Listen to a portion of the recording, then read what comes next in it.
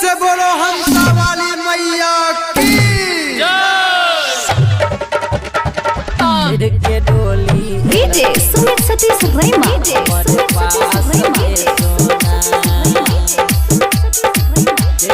डोली हमारे पास मैया के चरण पकड़ले आई दिन छै बहुते खास गे सोना आई दिन छै बहुते खास गे सोना मैया के चरण पकड़ले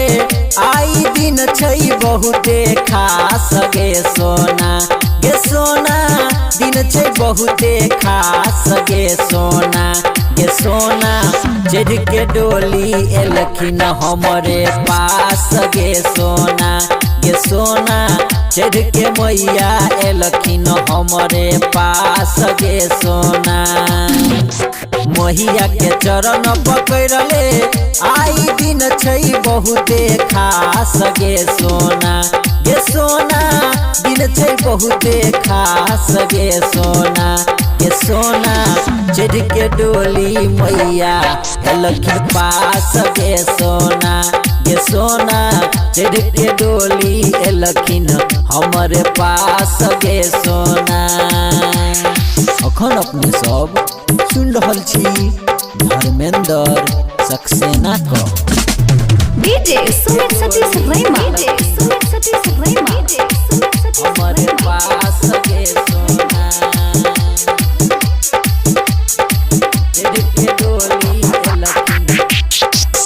मैया के भगती में करनई बिलम गे मैया के कृपा से है तो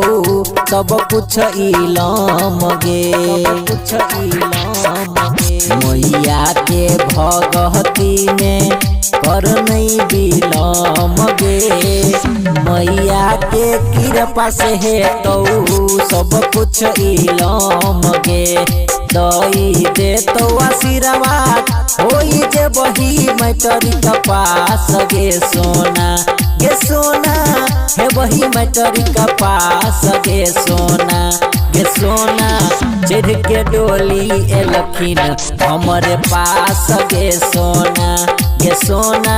चढ़ के डोली मैया एलखिन पास गे सोना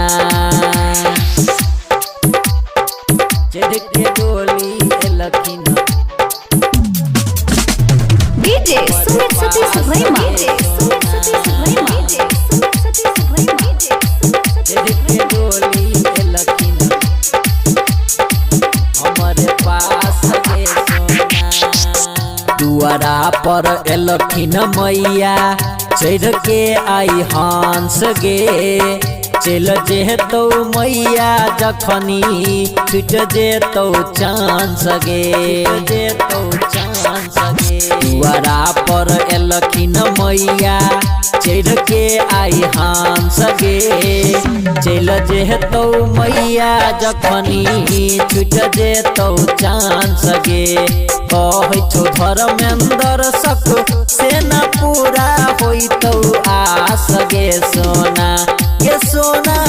पूरा होइतो आस गे सोना चढ़ के डोली मैया एलखिन पास गे सोना चढ़ के डोली एलखिन हमरे पास गे सोना धर्मा रिकॉर्डिंग स्टूडियो भरगामा।